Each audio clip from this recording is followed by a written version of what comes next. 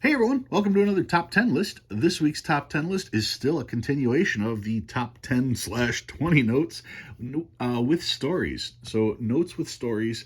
I have already gone through notes 11 through 20. I used two separate videos there because imagine that. I actually like to talk about currency. And when a note has a story, I tend to tell the entire story, or at least the whole story as I know it. So, we finally reached the top 10. Probably gonna only be another 5 notes in this video because I'm trying to keep the videos in more digestible bite sizes rather than making a 45-minute long video. I know you guys would much rather watch 10 or 15-minute shorts. So what do I have as my number 10 note? Well, number 10 on the list, I have this particular note is an 1869.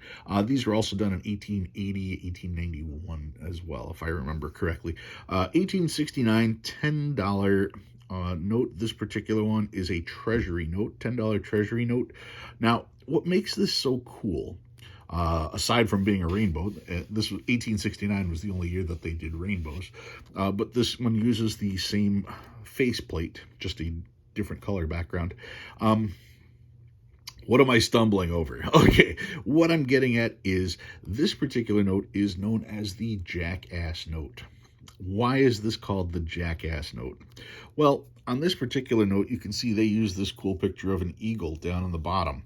And the eagle's standing on a branch, and it's startled. It heard a noise. It's turning its head and looking back. You can see it's got its wings spread, and it's about to take flight because it was just startled. So that is a pretty cool image of an eagle. It's a rather small image of an eagle, considering most of our notes, but it's also a unique picture of an eagle. What makes this so interesting? Well, when you take this note and you start to rotate it, an interesting thing happens. That picture of the eagle tends to disappear, and now you end up with an eyeball, a white muzzle right here. You can see an ear right here. You can see a mane. That eagle becomes a donkey. And of course, in 1869, donkeys were called jackasses. So the eagle now becomes the Jackass Note.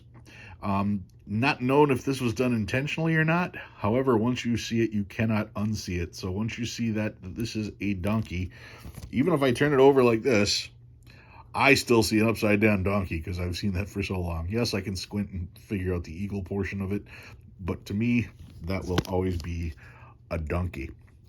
And like I said, don't know if if that was done intentionally or not. Probably not. It's just one of those things. So that one is number 10 on the list, the Jackass Note. Number 9. Number 9, I have a pair of experimental notes.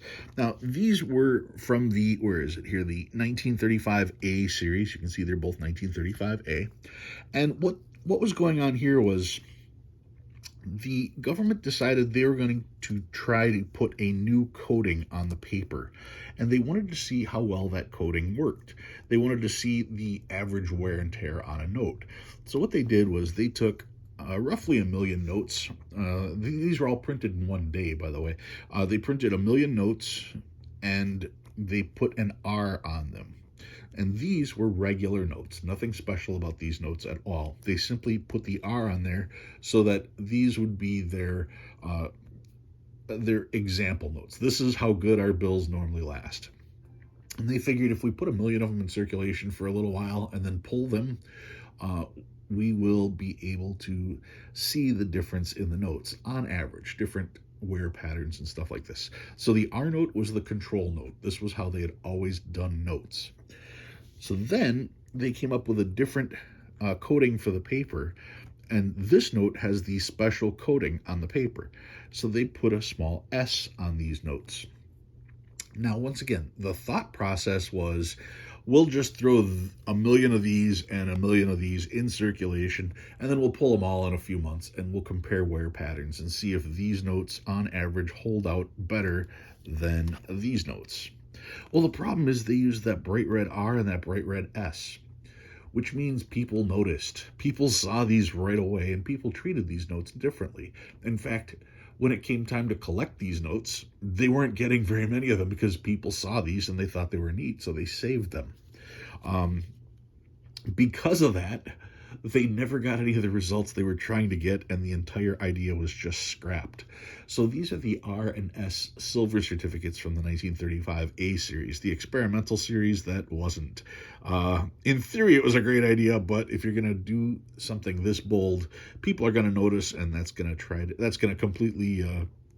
completely ruin the anonymity of the experiment. So that is number 9, the R and S silver certificates. Number 8. Speaking of silver certificates with stories, I have my $1 Liberty currency. $1 American Liberty currency. This is a silver certificate. And this was from, you can see on the bottom, 1998, right there. That's when this came out. Now, this was an attempt at making currency that was backed by silver. This is actually a receipt. You can see warehouse receipt terms for 1/10 of an ounce of silver. And you can see that it was dated July 21st, 1999. And it was supposed to be good for an ounce of silver. You can see it's got a serial number here. And this was an attempt to use currency that was actually backed by something. In theory, wonderful idea. The problem is this receipt expires. It expired 20 years after issue, so this expired in 2019. The other thing is when you read the fine print on here, it specifically says, if I zoom in on the fine print, that, where is it here? That this would be redeemable. Here we go. To combine with other like warehouse receipts, or the balance may be paid in Federal Reserve notes, so that when combined with equal 1 troy ounce of whatever. So anyway, it says right on the note that you may not even get silver for this. This was redeemable in silver and Federal Reserve notes. So what was the point?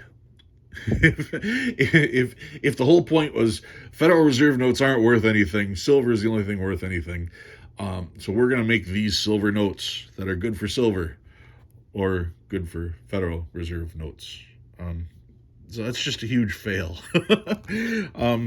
So yeah, the thing with money being backed by silver is most people think very small when it comes to money. Well, whenever you hear people talking about fiat currency, I tend to almost automatically dismiss that person. The reason for that is this.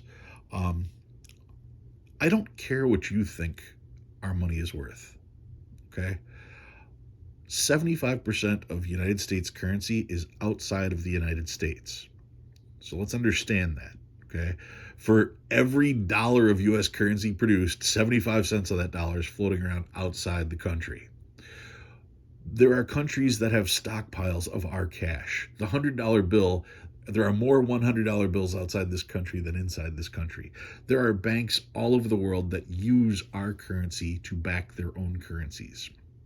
So if you want to sit there and say, oh, the U.S. dollar is going to collapse, no, it's not. Because if the U.S. dollar becomes worthless in the U.S., it still holds 75% of its value outside of the U.S.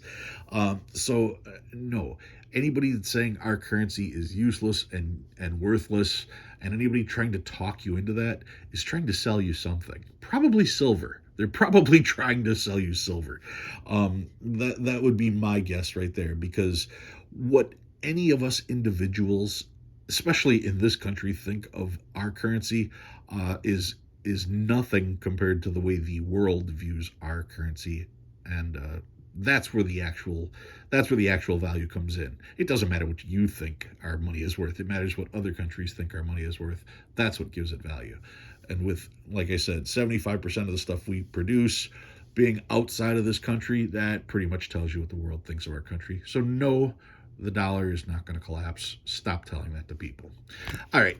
So that's 10-9. That was number 8. Number 7. This is a 1928 $1 red seal. Now, 1928 $1 red seal, This was the first year for small size notes, and they did not make red seals in 1928. They made $2, or they did not make $1 red seals. They made $2, they made $5 notes, but not the $1. So how am I holding a $1? Well, this particular note was made so that we could help out Puerto Rico. Now, there's a lot of people thinking, why should we help out Puerto Rico? That's a different country.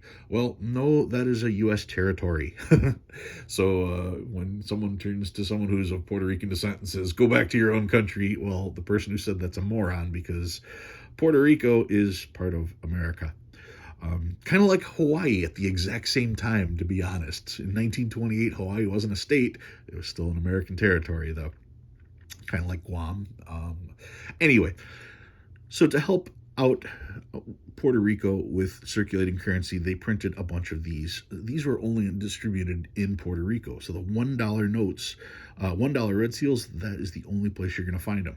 Now, because of the temperatures and the tropical temperatures there, a lot of these notes aren't in very good shape at all. The humidity, the temperature just kind of destroyed a lot of these. So to find one of these in good shape is tough to do.